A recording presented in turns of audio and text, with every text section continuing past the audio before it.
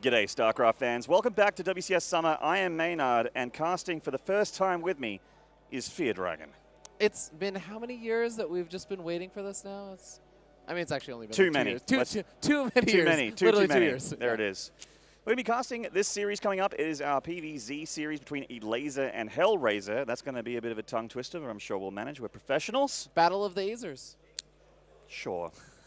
And you were talking about their win rates before. Yeah, so I know that, of course, a lot of people are really hoping that HellraiseR is going to be able to go the distance here. He's the hometown hero, but the stats do not really back that up because Elazer has a ridiculous win record versus HellraiseR. HellraiseR's only ever beaten Elazer once before. It was a few years ago. Even just this year, I think the map score between these guys is something ridiculous, like Elazer is 12-2 or something.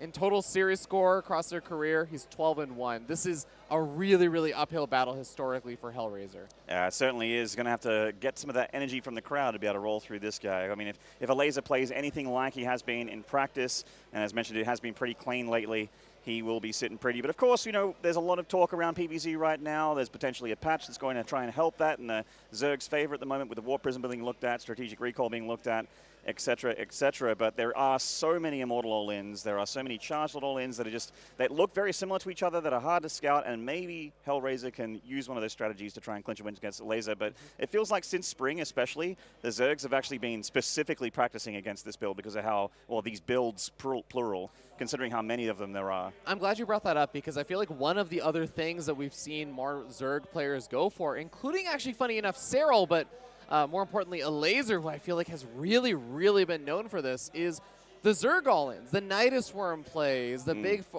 aggressive attacks that a Zerg player will throw out at their opponents. Elazer is the king of those. Elazer loves his aggression, and I feel like that actually might be one of the things HellraiseR may have to also be careful of. I think this is just going to be an aggressive series back and forth for both sides. Yeah, I mean, I was mentioning it sort of like on the pre-game desk before with you, well, actually with Todd, but you were in my heart. And it was just, I just basically talked about the fact that this could be a really fun series. Yeah. Like, it might not be particularly clean. It might be a bit of a mud wrestle. I hope it does become one. It might be a bare-knuckle boxing fight with, like, people taping, like, nails to their fists. But it might actually be very, very fun. That's what I'm feeling like. When two aggressive players meet each other, it always seems to be a great time, regardless. It's going to be messy. It's going to be bloody, and I can't wait to see how this game and series starts off. See, Elazer is already sitting there antsy to get started in the next game. And HellraiseR, I mean, this kid has already been on a sick run this event. This is absolutely amazing. There it is. Love in the crowd for our last remaining local. Note the spelling of that. I mean, that's a local. The local's not going to mess that up. Yeah. But we also have a Serral OP sign right next to it, which I tend to agree with. You know, he is on the other side of the bracket, of course. A very, very scary gentleman indeed, the 5-time champion. Elazer is actually also a previous WCS champion. HellraiseR yet to get a notch on the belt. Let's see how he does here in the top left of Acropolis. This is the Polish Zerg, Mr. Elazer.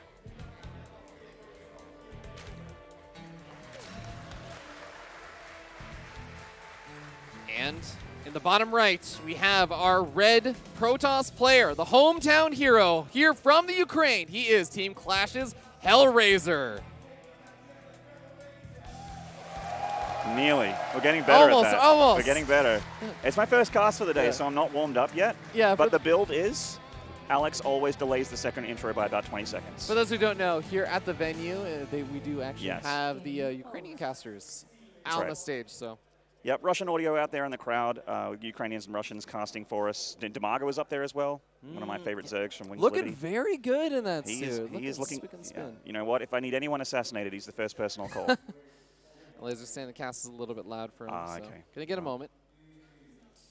Already have that scout and probe moving out, but no shenanigans or anything. You know, the soundproofing is pretty good. It just needs to be bumped up a little bit. Usually the white noise or the pink noise, whatever they use with the noise-canceling headsets on the top. It probably needs to have like the environmental noise raised a bit. Should be fine. It's definitely not us, at least. No. We know it's not our fault. What's funny is Elazer doesn't even actually know Ukrainian, does he? I think it's probably just annoying him more than anything else. I mean, it's similar to Polish. He does know a little bit. I remember he said that when Alex 007 had his announcer pack put in the Starcraft, Elazer was like, "This is the first announcer pack I'm going to buy." Really? Yes. Okay. I remember seeing that on Twitter back in the day. Well, now we know what announcer pack he uses. Yes. All right. So, see HellraiseR just sitting there, everything getting ready. But again, this is going to be one of those aggressive series. So this is one of those matches that I look at and I think, okay, both of these players have already probably mapped out with the map vetoes and everything and said, okay, these are the builds I'm going to do on these particular maps. And it's going to be, you know, trying to mix things up. I'm expecting potential mind games getting involved over here, deception of trying to hide builds and that kind of stuff. Yeah, I did see that Acropolis and New Repugnancy snuck their way into this map pool. I mean, both players actually banned Cyber Forest and Thunderbird, I think. So the smallest map and the biggest map from memory. That was the pick bans for this one. So there is actually some very good Cannon Rush maps. Does that mean Turbo Cruise is in the map pool now? We got this? I mean, if it gets to Game 5, I think so, yeah. Yeah, it'd probably have to be a Game 5 pick. It's probably at the back there, but yeah, I mean, there's quite a few good maps for the Cannon Rush strats. So we've seen HellraiseR sort of whip out against Serral. Yeah, he definitely has been one who historically, like around the time that Cannon Rushes were still just becoming popular, HellraiseR was one of the first players to just bust those out and say, yep, I can take down some Zerg players with this. So he's got the experience with it. We'll see what he's going to be doing. I mean, with the pylon and the low ground and everything, you can actually see it on his screen over there. I don't think he's going for any of those immediate Cannon Rushes or anything, but... No, at least not in Game 1. Yeah, not Game 1. Actually, some of the HellraiseR PvZs I've seen, he actually likes to feel out his opponent first by just sort of playing very standard and very, like, you know, hitting with the adepts and just seeing, you know, how are you going to play this series against me, and just being very vanilla in Game 1, and then saving the more, I guess, targeted strats or something where he has a very much a game plan set in his mind till later on in the series. Yeah, I mean, I'm actually thinking of his series versus Serral where he was doing exactly that. Game number 1, playing this very, very normal kind of macro style, small little twists on it and everything, and he does hit at a really perfect timing and actually takes the game off of Serral. But it was Game 2 and Game 3 that he starts mixing things up, getting involved with, for example, the Cannon Rush, which didn't work out super well versus Serral, but, you know, some small adjustments could have been made, and I think it would be really, really strong. Yeah, I talked to HellraiseR after that series myself, and he was just saying, like, I think that I could have had my cyber core done a minute early. Like the probe went home, when or rather, you know, the probe was taken out. We need another one up there to be able to... Oh, love for Bomber. That's weird. He's not even in this country, but... I mean, hey, you can be a fan of Bomber wherever you want. It's the great thing about esports. We're all online. Can I just come here and, like, sit in the audience during the grand finals and be like, go Starkiller? Yes, you can. Yes, you can. I mean, it'd be weird because you're paid to cast, but you probably wouldn't get hired again, but... That's probably true. You'd go out happy, though. Look at that. Beautiful Alex 007 poster. And I'm like, I keep seeing this poster. It's so beautiful. Is it Gung Fu Banda in that poster? Yes, I heard someone in someone in the green room was saying that it might be HellraiseR. But speaking of the devil, looks like he is ready to go. We're starting to see that the game is resumed. And we have Starcraft underway, but everything looking normal. No shenanigans. All right, yeah, pretty standard stuff here from both players so far. Acropolis, of course, was the map where HellraiseR did do the Cannon Rush against Serral. But sort of like what I kind of expected from HellraiseR is he is just going to be a little bit careful in Game 1, played a little bit more standard, and then decide, you're like, okay, what do I think? What is in my repertoire that's going to be strong against you in Game 2, 3, and onwards? We're getting that Cyber Core down here after the Nexus as well, so a bit more of a greedier opening, really just trying to take that early game edge away from Elazer. Yeah, I do want to know that in his series versus Serral, we saw that HellraiseR was opening up with a lot of those double Stargate openings, going for a ton of those Phoenix, really trying to control the map, so... I'm actually really antsy to see if he's going to try and go for something like that, because that can be really nice, but we have seen, you know, if you make a bunch of these Phoenix, there are other problems or other vulnerabilities you could potentially have later on. So we see first Adept getting Corona boosted out. And looking on that Warp Gate timing, whether or not there's going to be a Stargate here, and it looks like it possibly is going to be a Stargate from HellraiseR to start things off, which is really stock standard against Zerg. Yep. There's that Stargate right in the main base.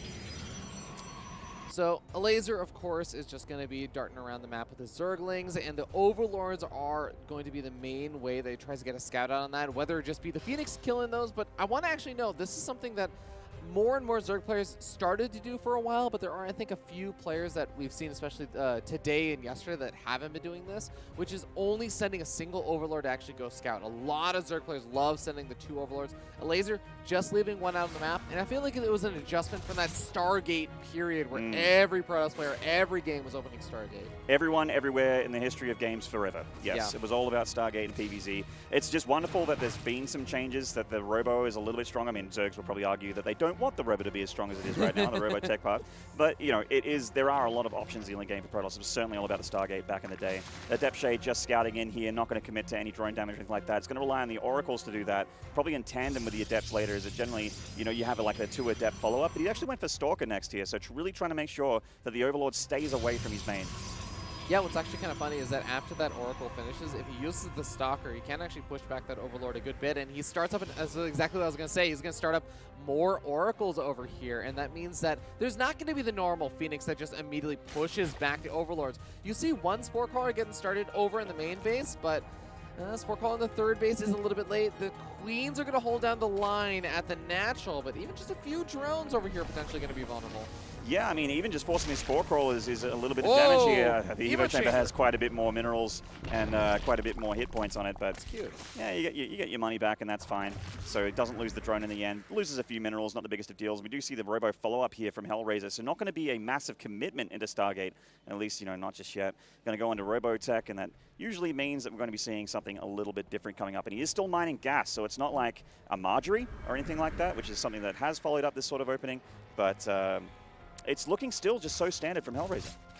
Yep, just going to continue darting around with those Oracles. We see the Lair getting started, as well as a Roach Warren over here for Elazer. Now, I want to say that this game has been pretty normal so far, and Elazer is actually going to go up to a total of 61 plus drones, so this doesn't look like it's going to be one of those Roach Warrens where you say, okay, 55 or 56 workers, let's go, boys, and try and push across the map, deny a third. No, Elazer is thinking about longer-term play. Yeah, which is cool, because normally if anyone was going to go up to like 50 drones and then just stop and make roaches and attack you, that would be Elazer. Yeah, for sure. I mean, he hasn't droned up for now. He is making some lings, just looks to be defensive for the time being. But with the Lair finishing up and the Roach Warren finishing up at around the same time, I'm expecting Roach speed. I'm expecting upgrades on an Evo Chamber, at least +1. Actually doesn't even have an Evo Chamber yet. It looks like he potentially doesn't. That's a nice pick-off for Elazer, by the way, getting rid of that Oracle. One less unit to worry about on his side of the map. There are the Roaches starting up, and like you were saying, it's really just going to be useful for, I guess, pushing back any of those early attacks that a Pro player can throw at him, but kind of funny. How do you feel about those pylon placements? How do I feel about the pylon placement? I feel like it's a little strange. I feel like it's a good thing that Elazer's killing those. Yeah, I mean, it's going to help out with the mineral mining efficiency later on. Yes. But we got this weird situation here where HellraiseR's moving up the map. Link run by in the natural expansion. We're starting to see them killing a bunch of these probes. Oracle is going to help out a little bit, but that is a lot of probe damage. It certainly is. HellraiseR's with a committed push here. He doesn't have a whole lot of firepower in it, unfortunately. No Immortals here, just Sentries and Stalkers, and he's warping in a few more Stalkers to handle the Roaches. The Force Field's keeping a lot of the Zerg army at back, but he's not shaving into that Roach count. Elazer still wants to make this Nidus strat work. And HellraiseR still pushing that line. The Force Field energy starting to get a little bit low, losing those Sentries on the front line as well. Oh, he only has 1 or 2 of those Sentries available in that War Prism. This army's going to get pushed back. He doesn't pick up that last Sentry either. So now Elazer has pushed back this force far enough that he might feel comfortable throwing up that Nidus Storm. Yeah, Phoenix sees it. Yeah, Overseer will get picked off, so it's going to be a bit tougher if he loses the Nidus Storm over here, and the Mortal does jump on that. Probe adding in some DPS. This is actually going to be really, really close. I don't know. It's got nothing in it anyway. Yeah. Elazer kind of knew, hey, you know, this has been scouted. I'm going to just pull out of this strategy and try and attack somewhere else. The Nidus Worm is not loaded up still at the moment, and as the Immortal count gets higher and higher, it gets harder and harder for Elazer to make this unit count work against him. He's only up 10 army supply, and the Protoss army compositionally is just so much better against this Roach Ravager force. Oh, Corrosive Battle actually blankets a couple of those Stalkers. Looks like another one of those Nidus Storms does start on up and finishes in the center of the map there. Yep, just rallying to attack that third base. Isn't really pulling out too many units, though. He's actually just going back into drones, recovering all the losses from that earlier attack. He's going up to a total of almost 70 at this point, and getting up his Hydra Den. I think that's really great maturity here from Elazer, like not just to attack and just decide to attack and never stop. He actually is going to just basically evacuate this attack, do trades wherever he can, of course. Barreling this Oracle would be pretty nice, but pretty hard to do. And he's getting his Evo Chambers back at home, so he's looking at upgrades. There's even a Forge for HellraiseR as well. He's going to look to get a +1, and the game will just continue. Nidus Storm will be taken out in the center of the map, and those Hydras are now getting started, so maybe they can actually start pushing back those Oracles, find 1 or 2 of them as they're moving around the map. But what exactly? Okay, so we see a Lurker Den coming down for Elazer. I'm wondering what is that next transition point here for HellraiseR. There it is. The Templar Archives is going to be adding on not just the Archons, but also eventually getting up to Storm for those Hydras. I think that Immortals still need to be made in tandem with the Archons. While Charge Lot Archon and stuff can be really nice against Lurker Hydra, you really want to have a good number of mortals just to make it as a movie as possible. You want to be able to just roll through those lurkers instead of having to basically split and surround and deal with them, you know, sort of inefficiently. And Elazer, he was, when we were talking about Elazer in the pregame, one of the things I wanted to bring up was just that he was the guy that was all about massing tier 2 units and killing Protoss. Now, they would hit the tier 3, but he would have so many Hydras, so many lurkers, that he would just take the trades and do that 6 splash damage and just take down the Protoss army. He was one of the best lurker Zergs from back in the day. I do miss that. You'll see a little bit glimpse of it. Blue Phoenix, yeah, spotting out that lurker den is so key, because you're immediately going to be thinking, okay, I need to dump my Crotobus into some more of those Immortals. Nice pick off on the Nidus Worm. I think there's not really going to be anything over here. Yeah, it's just loaded up. Trying to pull some units back in the main, put the fear of Nidus into the Protoss, which is always worth doing, I think. Absolutely. I feel like it's just one of those things where normally a Protoss player will try and deal with Nidus or something defensively by just warping in stuff back at home, but if your warp in is ever on cooldown or you don't have an Immortal popping out, suddenly you're worried. So sometimes Protoss players have to start leaving some units back at home in places where it's not going to be involved in the fight. It's just a nice way to put that kind of pressure on to take actually better main army fights later on.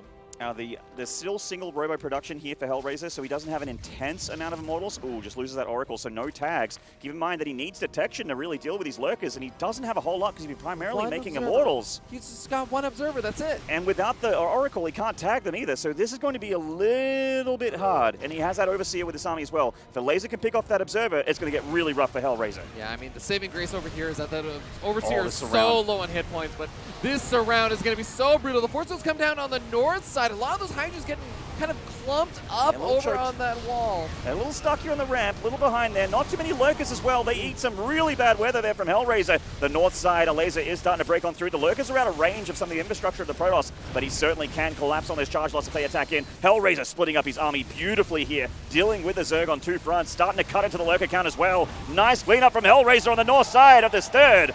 Good stuff from the Protoss player. He's starting to lose out on a few of those units, but Shield Battery's going to start healing up a few of these Immortals. He's the got that army to the south. Does get taken out, and yeah, the army from the south does come north. Going to be able to clean up a lot of this army here for Elazer, who does get forced back, but Elazer wasn't just all-inning off of this. He's got more bases coming up behind this. He's got a stellar economy, so he does have the ability to remake that army. Yeah, really nice cleanup there. I was getting worried for him, you know. That was a lot of lurkers. The Immortal count was just being made out of 1 Robo, so it wasn't that insane, you know, dozen-plus Immortal count. Oh, Elazer sees the Prism, but he's only brought 1 Hydra here. His army out of position, so he's going to get a charge lot warp in. I don't know if it'll be too much damage, though. We haven't been seen. Oh, wait, we have. Okay, we're out. Well, War Prism can come back in another day, and we are now seeing Elazer's vision, actually, as he's darting around, trying to deal with the War Prism harassment. Yeah, he's keeping an eye on the red dots there in the minimap. I love that. Every single time he kind of darts over the minimap, you can see him looking straight at that War Prism, but it looks like he wants to get aggressive once again, but he sees that army in the middle of the map, and he's looking for opportunities, ways to kind of run around it. He's actually going to be trying to come in with a bit of a, I guess, a counterattack at the same time that he's going to try and defend. That was actually a really sick moment for that eye tracker there to see the plan of Elazer. So now we know what he wants to do right now. He's attacking into that third. HellraizeR, nothing at home at the moment. He's warping in defensively, still has that Oracle with a little bit of energy there, taking a lot of damage to some of the static defense. And that's not that many charge lots, Fear Dragon. No, absolutely not. But he's going to be trying to take a better fight over at the main army, engaging at the third base of Elazer. So we're starting to see some storms coming down. Most of the lurkers have been cleaned up, but those Hydras are tearing through the Zealots. Storm does blanket those Hydras, doing quite a bit. Oh, these Lings are actually a great addition here. The charge lot count is really, really low. The Lings are getting on top of this army here for HellraizeR. The Hydras are safe at the back line, and they crush on through Elazer, killing the third Nexus and holding back at home, getting himself game number 1. Well done by Elazer. HellraizeR was doing a great job with a lot of small little things there, but Elazer, that one kind of move, that one little moment in the eye tracker that we kind of saw where the plan came together of, okay, I see your armies over there, I have an opportunity, splits up his army, sends a good chunk of it, and forces HellraizeR into an all-in position there. And HellraizeR he just didn't have enough of an army to make that work. I don't think there was ever a moment where HellraizeR was attacking Elazer without being attacked by Elazer at the same time on his side of the map. Like even in the early game when he went for that sentry attack, right? Elazer had that Ling run by that you were mentioning where he just sort of got into that. I missed it completely, so I'm glad you saw it. Just ran into the natural and it just killed like 6 or 7 probes. And HellraizeR's like, okay, now this really needs to work. I really need to do a lot of damage with this tickle beam army of sentries and a few stalkers that I have here, which unfortunately, didn't really do a whole lot. Elazer managing to just basically trade better. I guess the one time he didn't trade very well was that attack at the third place with his initial wave of lurkers. Yeah. Where it just seemed like, HellraiseR really had a handle on that defensively. But whenever it went onto the Zerg side of the map, it was all Elazer. Yeah, I feel like HellraiseR had, like you were saying, really, really good fights for the most part, but Elazer constantly had the counterattacks, and it's in those counterattacks that it made it so that HellraiseR needed more than just like an even or an okay or slightly good fight. He needed a really good fight to make up for the damage he was taking, and he never really got the really good fight. Acropolis is one of those maps where, depending on which side of the fence you sit on, you could argue that it's a good map for Protoss or for Zerg. I personally think it's a pretty decent Zerg map. So I'm interested to see what the next map is here in this best of 5 and see what HellraiseR has planned. Is that the game where he's like, all right, that was my standard PvZ. I have something different planned for the next map here? Because I know the HellraiseR is a very intelligent player, definitely has game plans, and I doubt we're going to be seeing, back-to-back standard games here from him, even though he can play that style very, very well. Yeah, as an avid cannon rusher, Maynard, I will tell you there are some other maps that are actually quite good for some of those shenanigans if he wants to go for it. But here we are. We're moving into game number 2, as it's going to be King's Cove. And this is certainly a map with a few cannon rush spots, but we'll see what he's going to be doing against this guy. Down in the bottom right, it is our blue Zerg player. It's Elazer. And the top left in the red, the Protoss player going for a gateway. I'm so sorry, Fear Dragon. Maybe a gateway expand there on the low ground. This is the Ukrainian Clash Protoss. It is HellraiseR. I would say he has a little bit of crowd support. A little bit. A little bit. A little bit. And quite loud here. Indeed. Well, this isn't too massive of a surprise, just because I think this is also this is like a PvP, PvT cannon rush map. PvZ does get a little bit tougher, because you can see that natural expansion is a lot wider open. So with the gateway expand, it does mean HellraiseR can just go for the normal sort of style. And I would say behind Thunderbird, this is probably one of the best masters, just taking your third base and then walling off one of those ramps for the most part and just defending basically those 3 bases really, really easily. The big difference is, of course, you have to wall in that sort of low ground ramp into the natural, but once you do that, you do have that sort of wide open ramp at the third base. Yeah. It's Indy showing us here. So the third is a little bit more vulnerable than Thunderbird. Thunderbird is basically saying, yes, Protoss have a third nexus. It's completely fine. I'm happy with you having it. Okay. So Elazer, again, he's the other one that we do have to keep an eye out, right, if he wants to get a bit aggressive, because he wanted to go for some of that Nidus Worm play, and he got shut down pretty hard by HellraiseR. Really have to commend him on that Nidus Worm stuff. It caused Protoss players a lot of problems for a few months. Protoss players really struggled with them, but especially when that thing had an extra armor point. Goodness gracious. I think especially for Terran players, we're struggling with that one, but definitely, we're starting to see Protoss players getting the handle on it now. You actually can pull workers in Tier 1 units and actually kill it now. Yeah, you do 2 wasn't damage to it now. Yeah, that's right. Double the damage, man. So we're starting to see Probe just getting some basic scouting information. I love when Protoss players are just a little bit more adamant about scouting out and confirming the third base, but Adept can do exactly that. We're seeing Stargate behind this and another one of those Stalker follow-ups once again. So same build opening here from HellraiseR, like completely to the letter so far. And, we're kind of like, we mentioned in the last cast that Elazer is the kind of guy that'll go to 50-ish drones, drop a Nidus Worm, mass roaches, and go for it. But the maturity to pull out of that strategy and still go for a plan B is like the difference between a great player and one of these really consistent pros like Elazer that we see. Absolutely. Great scout for this Ling, by the way. Like, not even needing the Overlord, straight into the main base, the door wide open. Apparently HellraiseR grew up in a tent. Actually, really, really nice also to note, as the Adept is already getting a drone kill, which is really, really nice. Might be able to get a second one over here. Does manage to get it before it goes down. That's actually worth it there. 1 Adept for 2 drones and also forcing a Spore and a cancel. Oh, absolutely. I do want to note really quickly that Elazer, when he had that Ling alive, you can see the outline in the Stargate of what unit is being made. So you can actually see it is an Oracle, the little hover. You can actually see that. And thank you so much, Indy, for pointing that out. But yes, so Elazer knows that it is going to be an Oracle first, and that means that he knows the timing that he needs to Spore cards. If it's a Phoenix first, you pull back your Overlords, you have maybe a little bit more time that drone can mine before it turns into a Spore.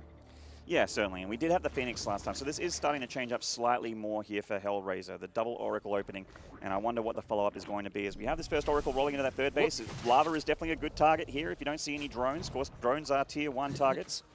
Yeah, drone pops out in the wrong neighborhood, gets taken out pretty quickly. Queens will finally come forward. Ooh, that's a nice ambush from the main base. So Oracle does get forced back. It's gotten some decent damage on, still has most of its hit points intact. Will join forces with the second Oracle, try and get some more damage done later. Yeah, so deflecting the Oracle for now does take a little bit more damage, so anytime you can do damage with the Oracle and get out of there, that's the dream scenario there for the Protoss. We have a third Oracle coming out now for HellraiseR. The Oracle count starting to get a little high here, and also the robotics facility back at home as well. So pulling out of the Stargate strat, but I like the triple Oracle. That's a very big threat to the Zerg's mineral line. Yeah, I feel like this has become very, very popular in PvZ these days, where you get up to 3 Oracles and you start adding on more and more of these Adepts specifically, just because the Adepts, obviously they're nice for trying to help defend your third base against a large number of Lings that kind of come on in with a nice little wall. The Adepts can hold the line, but oh, Oracle! All right, well, not triple Oracle anymore. Yeah, I was going to say, it's really, really key to keep those Oracles alive, because once the Adepts join in, when they are put together, they can do massive amounts of damage. We do see a Twilight Council being added on. Yeah, so switch out into, I mean, Charge or Resident Englaze would make a lot of sense here. He's starting to make Zealots, so I'm guessing Charge. He also replenished that third Oracle that he lost there, so he really wants this triple Oracle threat to just be around here. And with Elazer going for +1 melee and a Baneling Nest, are you feeling a Hydra Den here after the lair finishes for your Dragon? Or I mean, I think something a little bit more spicier? I can definitely see the Hydra Den. I really just want to wait and see exactly what Elazer is going to do, because there are some really, really big scary pushes that I've seen Zerg players do without really throwing down the Hydra Den. But yeah, I really do like it when they just add that on. It just adds in a little bit more sustained firepower. But speaking of sustained firepower, these Oracles finding the energy is cancel a 4th. Yeah, they're a threat to the mineral line. Also, just a hatcheries that are on their own as they take one down there at the front. It is a cancel at least, not a kill. The Oracle's tanking a bit more damage here from the Spore Crawler. HellraiseR doing nice micro there, rotating the hurt ones to the back, letting the higher hit point ones take the brunt of the damage. And with this +1 melee, so Elazer's going for a bit of an old school unicomp here. Ling, Bane, Hydra, and also Overlord speed. Elazer was one of those players that really enjoyed the Overlord speed openers here, but getting it a little bit later is interesting. This actually kind of makes me think that Elazer might want to go for either Nidus or Overlord drops later. That's exactly what I was thinking. The Overlord drops is something that we've seen more and more of these Zerg players start to capitalize on. And especially if you have things like a Baneling Nest, you can go for the Baneling drops. We've seen really, really successful Hydra drops also in the main base. But HellraiseR is getting into his big wave of gateway production. After those 6 or 7 gateways finish up, that is when massive floods of Zealots start coming out. There are those 2 drop Overlords coming out as well. Yeah, it's looking like a pretty clear plan here for Elazer. He wants to drop those +2 attack Banelings in the mineral line, one-shotting those probes and doing 6 splash damage. It means that HellraiseR's going to have to either detect this strategy or really be on top of his minimap awareness. His economy's going to be hit really hard. A lovely scout here with that Speed Overseer. There's no stopping that. There's no stopping that Speed Overseer. You are going to get scouted. Just lie over and let it happen. Yeah, one of the big things there is scouting out that the Templar Archives is in fact researching Psionic Storm, so this isn't just a Templar Archives for a bunch of Archons and immediately having that big mid-game army. No, he knows that HellraiseR wants to buy a bit more time, and he knows that there might be a little window of opportunity here right before Storm finishes. Certainly. That's good. I mean, Storm is the most threatening thing here to Elazer's army. It's so light, literally. It's a light unit tag. It's just Lings, Banelings, and Hydras. And the Overlords are getting cleaned up, but of course the Dropper Lord for Elazer is tucked in pretty deeply to the top right, although it looks like he has to run through the Oracles to get to it. He just realized it and walked down to the south. Oh my god, that one Phoenix is on patrol in the perfect place though. Yeah, the Baneling drops are about to kick in. He doesn't have +2 just yet, so they're not as threatening as they would be with +2 done, but it certainly is something that HellraiseR needs to deal with. If he lets it happen without realizing it, it's going to lose a lot of probes. Money revelation on the entire army over there for Elazer. No chance he's really going to be able to get aggressive without HellraiseR having some idea about it outside of these kind of Baneling drops in the corners. But 4th base is being established. The 4th base is where things get more complicated for a Protoss player, because you want to keep your army in a position to defend that ramp over there, as well as that 3rd base location where the army currently is, and also the low ground. So it's very easy to get caught out of position on this map once you start trying to get up your 4th or 5th base. Oracle's heading towards Elazer. He's got a nice Overlord position here to be able to see those Oracles coming on in. Hopefully he has enough anti-air. The Hive starts here for Elazer as the Infestation Pits finishes, so he's not going to Swarm Host or anything, at least not just yet. So that means that I think he's going to want to start heading into Vipers here and go for something a little bit scarier, potentially even Greater Spire later, the ultimate endgame anti-Protoss Spire. There's that tag there in the main base. He sees the hive here and also would see the Spire with the tag's vision radius. Yeah, snipes off one of the Oracles. Ooh, second one as well. Oh, wow, just escapes. Yeah. But seeing that hive is so massive, especially when you see it with the Spire, because you immediately know, okay, timer starts up in HellraiseR's brain, but okay, well, here we go. Overlord coming forward with those Banelings. +2 is on those Banelings. Does he go for the fourth? Does he go for a juicier third mineral line? Looks like the third's the target, and the natural as well. No pro pull here from HellraiseR. Oh my god, he's going to lose so many probes! Oh, both mineral lines taking so much damage. 29 workers going down. Suddenly that timer for the Broodlords, no, that's not relevant. It's the worker count that's now a big problem. Oh man, and HellraiseR doesn't exactly have a ton of bank either, so his income really hurts this push here. Lots of creep spread as well, and I don't think Elazer needs to engage this at all. I think he can just pull back, but he is going to eat a storm there on those Banelings. He does connect with some of those Zealots. Elazer showing real confidence here, moving off creep to just chase down HellraiseR's army. Oh, yeah, I'm kind of okay, Baneling's going to come into the High Templar! Oh, No! he gets 2 of them there. Nice pickups from Elazer. Only a few remaining. No energy on them. A recall from Elazer. Or rather from HellraiseR. I knew we would mess up the names eventually. What a cleanup from Elazer. He is looking so good in Game 2. Absolutely brutal. All these High Templars freshly warped, and none of them have any storms available. These Archons are doing their absolute best to hold the line, but Maynard, these Banelings, they are not going to go without getting some good damage done. And I think Elazer on the verge of taking a 2-0 lead in this best of 5. Definitely looking like it. There it is. Elazer getting game number 2. Really showing his mastery in this matchup. And actually playing a very macro-focused game that time, but just off the back of some really insanely effective Baneling drop. I mean, if the Baneling drops didn't do that much, maybe HellraiseR can recover and get a better army, but Elazer, not only did he have enough to harass and do incredible damage, he also had the perfect amount of units and the right comp to deal with what HellraiseR did as far as his attack goes. Yeah, I do have to compliment that HellraiseR was preparing himself for the Broodlord transition. He was getting up +1 air weapons. He was probably going to be thinking about that Fleet Beacon soon, getting up the Tempest. I know some pro players like the Carriers, but I feel like the Tempest in that situation maybe made sense. And he was getting ready for all of that. And the fact that he pushed out over there was a direct result of him taking so much economic damage where he had to do something to try and equalize the losses he took. So you can see he is taking that loss a little bit harder. He's now sitting down 0-2 in a best of 5. That means he has to win 3 games in a row against a player that already has won 2 games against him. Yeah, certainly a bit of a rough spot here for HellraiseR. He's just already 1 life remaining left. He hasn't got a second life here in this group. The round robin is done with, knockout bracket done with. We are in an elimination match here. Yep, here in the playoffs is an unforgiving area, but HellraiseR, we can see if the audience is going to be able to pull him through this. We'll find out what game number 3 is. I really do feel like that was one of the maps that I don't actually know who picked that map, but I could very well see that was HellraiseR's map pick, and if that was the case, then we might just be going to Elazer's next map pick. Maybe. The gorgeous crowd here in the Ukraine. A lot of familiar faces as well. Very keen to see these video games. Almost as keen as I. Almost. Man, the crowd has been actually so fantastic. We've been seeing everyone hanging out, even for the very first match of the day. It's just been totally packed. And we've got people all over from Europe and the world here. It's good stuff. The top left, currently on match point. Just 1 more win, and this guy will move on to the round of 24. This is the Polish Zerg in the blue. It is Elazer.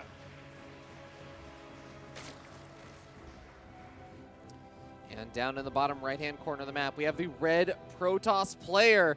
Give him some love. He is HellraiseR. Ooh, that timing theater. I thought I had it. Feels bad. I took my headphones off to try and listen to the... All right, we got Arcade Forge. Here we go. This is the cannon time. It's cannon o'clock. This is my home turf. Take it away. Solar cast from Fear Dragon. So there are some really, really nice positions for the photon cannons, but okay, he's gonna go for the hidden pylon. This is an incredible gambit here. Oh, he sees it. Elazer knows. Okay, well, this is obviously a bad start for HellraiseR. The drone's really pulled on top of that pylon. So what do you do from here? The big thing here is that HellraiseR, he needs that pylon not just to try and start up these cannons, he needs it for high ground vision. So he still has that other probe alive. He can still throw up another cannon and maybe another pylon up here on the high ground. but he needs to maintain that high ground vision and then start pushing his way forward because he is looking to add on Proxy Robo over here. He's looking to add on additional buildings. Already losing that first pylon. He's starting out the second pylon, but 3 drones is exactly how many you need to take out that cannon. Certainly. I mean, the cannon does finish on the low ground, so some drones are about to take damage. It kills the high hit point structure, the pylon here. And we got that one down the front. So HellraiseR maintains high ground, but to what end? There's a Roach Warren coming here for Elazer, and he's bought himself so much time to get his defenses up. A Queen is on the way as well.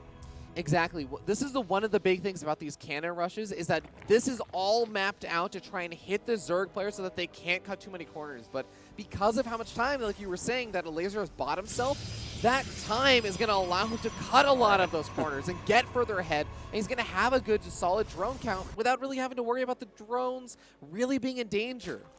Elazer, speaking of drones, is squeezing out a couple here as his Roach Warren finishes up. He is still taking this seriously. You know, he's been starting off very, very nicely here. He's got Queens out, which help out a lot with the, with the rush here and dealing with those little probes trying to get closer and closer to the infrastructure of the Zerg.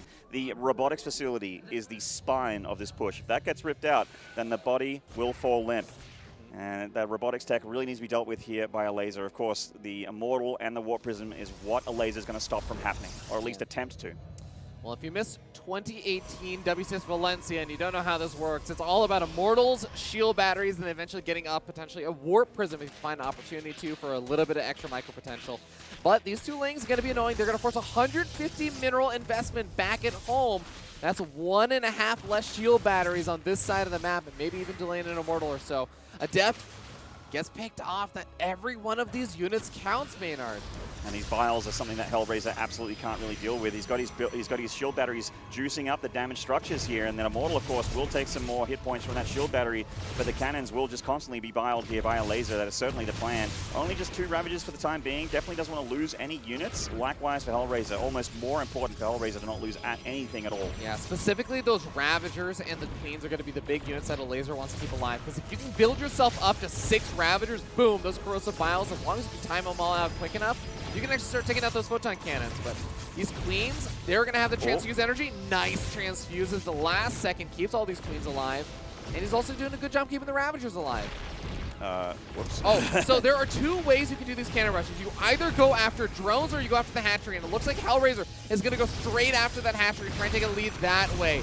We're starting to see him getting pushed back, and you do have limited area here to build these shield batteries, but he's got plenty of them with a lot of energy left over. Certainly does. Those shield batteries really helping out HellraiseR's push here. The main hatchery on half hit points. Elazer freeing up a more supply for those Ravages, and he has got a decent count. The Queen are running out of energy here, and that one on the outskirts nearly gets taken down by the Immortals of HellraiseR. Is this starting to work here? I think it's starting to make a lot of progress. We're seeing that Elazer really feel like he needs to make something happen, but now he's starting to lose some of the Ravages. He's starting to lose some of the Queens. I would love to see these Immortals go after the hatchery instead of just going after the mishmash of the drones in the hatchery, but he is making so much progress right now that Elazer's going to tap out. HellraiseR takes his first game. It was scouted, and it seemed like Elazer had done everything correctly, but maybe just got a little bit overconfident there on that hold, and HellraiseR just making it happen there with just a few Immortals and a few shield batteries and a Dream. Being able to maintain that high ground position and being able to still get up the photon cannon and everything for HellraiseR, that was so key. That was so important for him to be able to make that kind of attack work. Those attacks are all about also just keeping the shield battery energy high, making sure that you can keep those Immortals alive. And Elazer, while he wasn't really losing units, he also wasn't really doing that much damage to the buildings or to the Immortals. So the shield batteries are all very high in energy. So whenever Elazer did finally start to push in, there wasn't that much fear there for HellraiseR. Those Immortals are tanky units. Yeah, and they got plenty of their hit points back as well. Of course, Hardened Shield, a pretty good ability for those Immortals. And everything that Elazer had, Queens, Structures, Roaches, Ravages, all fall pretty quickly to Immortals. So yeah.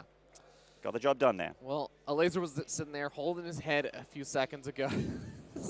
That kid he's just punching him. Oh my God, that poor guy. No, we saw Elazer holding his head, so I hope he's not going to be too distraught after this. I know he's probably getting some flashbacks to some of the matches he's lost versus Haas in the past. As he's been one of the fatal victims to that man. But he was one of the several several players at Valencia that was like, oh, Haas, right, easy. Yeah. And then thought that they had that one in the bag, and then Haas proceeded to cheese them out of the game. You know what is so funny to me, though, Maynard, is that is one of the maps that I think is very good for a lot of those cannon rushes versus Zerg. But that's not the location that makes it a good map. So I really wonder, is he willing to bust it out again? Oh, okay, this is an almost impossible map to pull off that cannon rush versus Zerg. You have to just, I honestly have to just say that you have to get straight up lucky versus Zerg a lot of the time. On the bottom left here, it is the Zerg we're talking about, still on match point in the blue. The Polish Zerg. This is Elazer.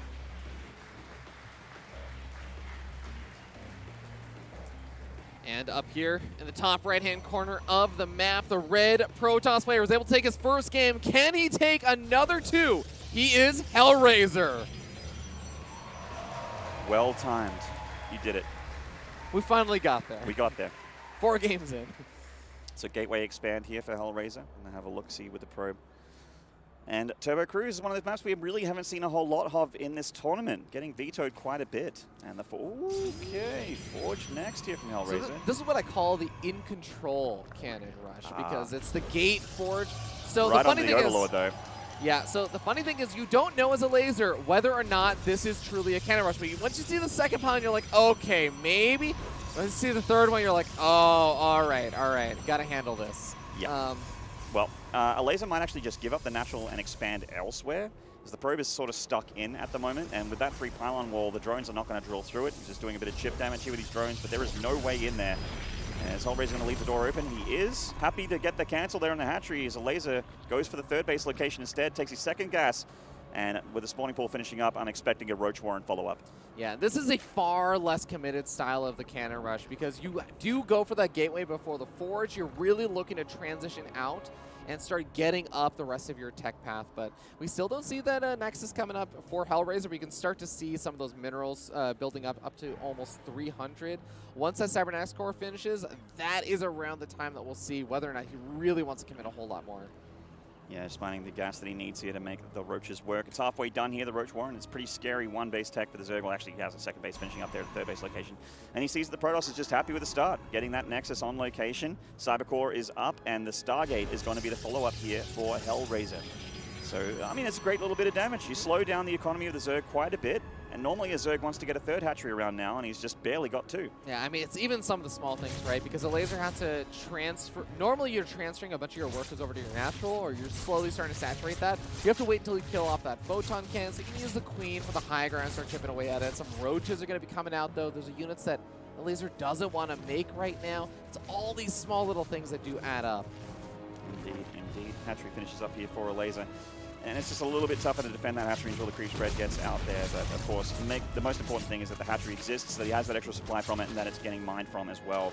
This cannon rush, this pylon little area here is being cleaned up by the Roaches of Elazer. And one of the most important things here for the Protoss is to be ready for the fact that the Roaches can come across the map and can try and counter damage you, but it doesn't look like Elazer's got that plan in mind. He's only made a few Roaches to make sure he's safe. If there are any more cannons, or maybe he tries to rush the third hatchery or something like that, or the third base natural hatchery, whatever you want to call it, and it is just going to be a Stargate follow-up. HellraiseR actually making the right call here. Yeah. I'm also glad that HellraiseR started up Warp Gate. It took a little while to get that started up, but he was focusing on getting up the Oracle and, of course, some of those other early units. But Phoenix on the way following this up. We're going to start to see that. Remember that the second hatchery did finish up so much later that the Queen count's going to be a good bit lower. So he really needs to rely on that Spore Crawler to help push back that Oracle. I think we're going to see some proxy tech here, Fear Dragon. That looks like a Twilight Council pylon to me. I don't know about you. Probe's still there, so he definitely wants to build something. Oh, a Robo, okay. Both pretty frightening here, and very, very hard for Elazer to scout. He gets through the main base. And he gets a look at the pylon count here as well, but does anything really spike into his, is there red alert here for the Zerg based on what he sees? Well, the Oracle's going to be able to push back these Roaches, which are just picking away at the Cybernetics core, but he really hasn't seen anything. And sometimes not seeing anything is actually exactly enough to know that something shenanigan-wise is going to be happening. But so tough to know. Elazer, I mean, yeah, for example, that extra proxies could have also been like a second Stargate or something. That could have been so many things. Could have been the Twilight Council you were talking about. So how do you prepare for something like that?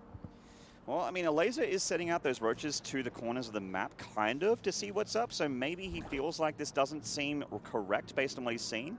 So good stuff from Elazer. I mean, that certainly is the case, but we are seeing a big all-in here from HellraiseR. Many gateways being morphed at that pylon, at the proxy where the Robo is. Is this going to be a ton of Adepts and Immortals, I guess? Yeah, third gas was taken there after Elazer got that Overlord Scout in, but he just still has not seen almost anything. All the gateways are getting added on, but it's inside the main base, and there's no longer any vision over there. Immortals getting rallied out. That attack is going to be hitting very soon. Oh, is the Stalker helping the Cybernetic squad? Yeah, it is. Taken out? Let me help you, mate. We're all friends here. He's like, I kind of want to get out. I feel like that's got to be a mistake. Second No, Cybernetic he score wants just it. in He case actually here. wants He it out. doesn't actually. He is going to knock it down and get out for sure. But he's actually getting a mixture of gateway units here. He's got a Stalker back at home. He's making Zealots. He's getting a Sentry as well down at this proxy gateway location. Elazer's getting plenty of roaches up. He's stopped droning for now. And he's going to need to just mass roaches for a while here to be able to hold this. This from HellraiseR looks very scary. Absolutely. A lot of sentries getting added into the mix as well. We're starting to see that the Oracles... That creep spread for Elazer actually helps him quite a bit here. Getting into position is a huge aspect of this, and just getting the roaches over there and... Whoa, actually, I was saying getting into position, but he's finally getting the queens over here, but the army's already on top of his third.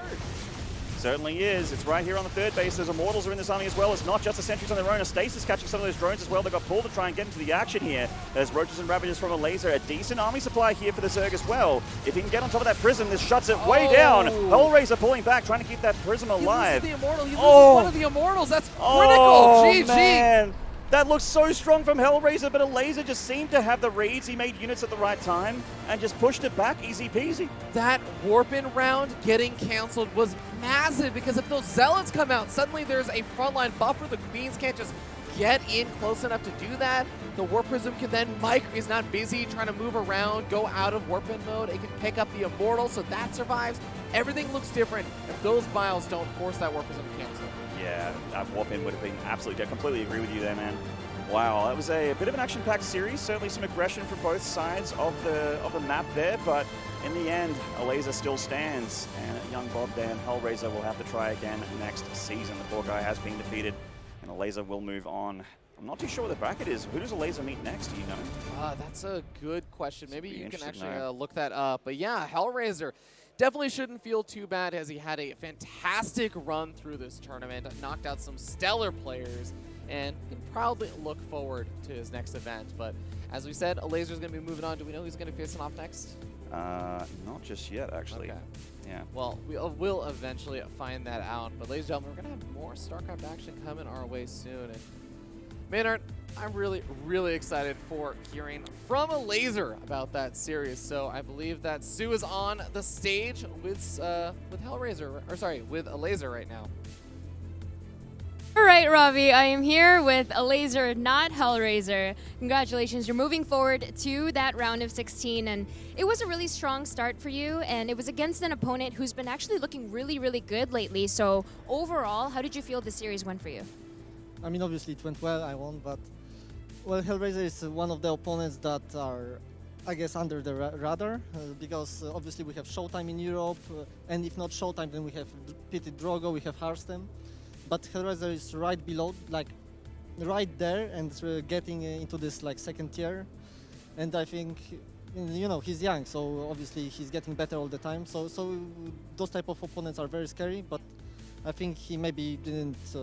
I mean, I heard, for example, his interview, he wasn't that confident, so maybe it's the confidence issue. Because if he plays really on point, if he, let's say, doesn't lose all the probes to Baning Drop, then, you know, it can be scary. Yeah, losing 35 probes definitely doesn't make the game very fun to play. But I wanted to ask actually about that third map, because after the game was over, you looked a little bit tilted. I was curious to see what your thoughts were as that map played out.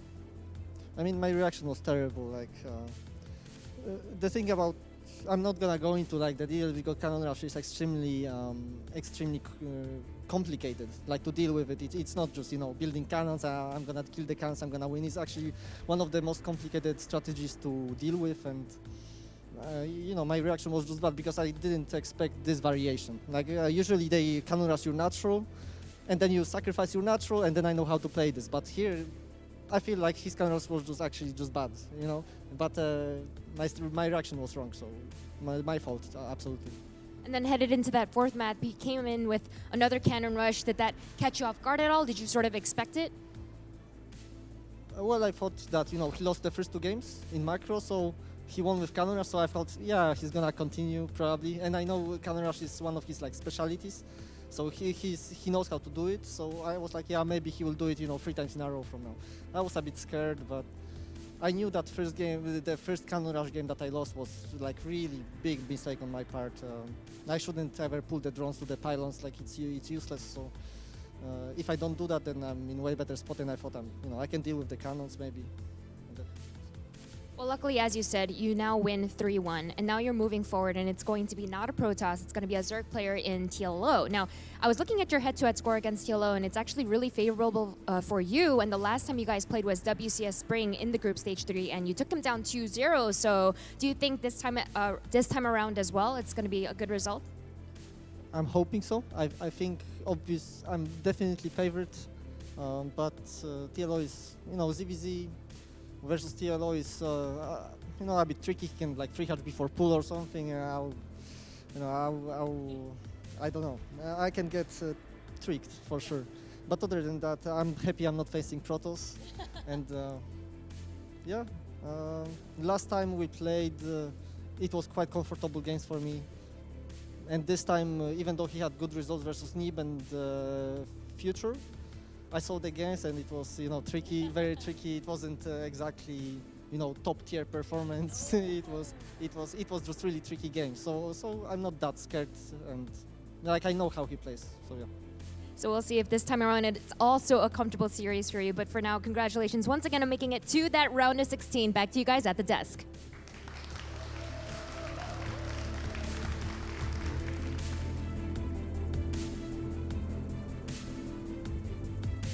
Confident Elazer there, getting himself the calm and collected 3-1 towards the end, with a few hurdles along the way for him in form of those cannon rushes. Commiserations, of course, for HellraiseR being knocked out here at this stage in the tournament, but again, from tournament to tournament, he seems to keep going from strength to strength. Joining me, Todd, as well as Dim Muslim here. Gentlemen, as we see, obviously, with Elazer moving on into another Zerg versus Zerg, he's got a good opportunity to be able to go further, although he did say, Ben, that TLO could maybe be a little bit tricky, throw some curveballs. I mean, as long as TLO's been around in StarCraft 2, we've all known that he can be a sneaky little snake. He's Mr. Creative for a reason.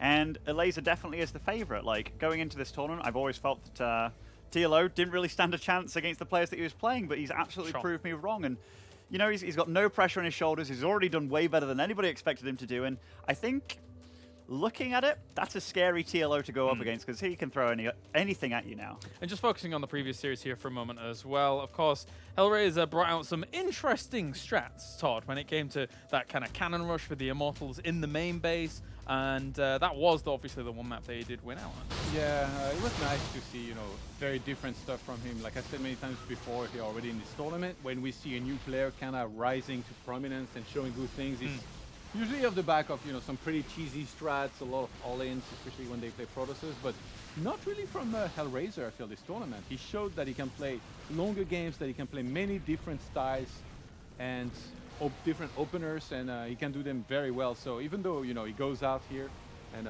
it's sad, obviously, he showed a lot of good things, and he's definitely earned a new fan in me, and I'm going to be looking out for this guy in the future. I think he's got a very bright and promising one. So a nice try and attempt. Well, that was a difficult sentence to say for some reason. To try and hold off some of these attacks here from Elazer, but it kind of just broke him down towards the end here. The Muslim whittled him down.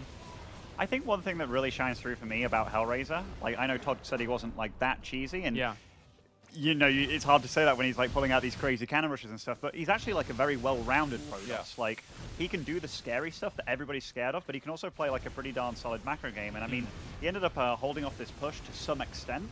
And the fact that he did it after losing 35 probes and it was still sort of a game, like that just shows you that he's a decent player. And like that series against Elazer earlier, he's one to look out for, and he just came off a really good run at Home Story Cup 2 where he took out names like Zest. Todd, I know you're a big fan of the Baneling drops in PvZ. Yeah, I've been wondering for a long time why no more players do this. Actually, I think it's like so hard to handle if all of your mineral lines are being dropped at the same time. So I was pretty happy to see Elazer kind of bring that up, because that kind of fell off the meta. You know, once upon a time, the Baneling drops was like what it was all about. You would get +2 melee upgrades, and those then kill the probes in one hit. Yeah. And drop the Banelings on top of that. Absolutely, and as things continued on here, Elazer was able to run down the rest of this army, the remaining forces of HellraiseR. So, you know, overall, Ben, though, I imagine, you know, it's been a good time for HellraiseR when it comes to playing in front of his, you know, home country's crowd. And, you know, I imagine come Montreal, if he's able to get over there, he'll probably find himself in a similar position in the bracket, or maybe even further. I think one of the big things about StarCraft 2 that people often tend to forget, a lot of it's about confidence and like being decisive in your decisions. And a lot of players, it took them a while to get out of the shadows and really to start shining. And I think HellraiseR, with this tournament especially, seeing how many people were backing him and supporting him, that's always going to be on your mind, that you are worth something. And the fact that a lot of his decision-making, especially, like, I have to go back to that series against Elazer, like, he really fought full throttle. So it was fun to see him.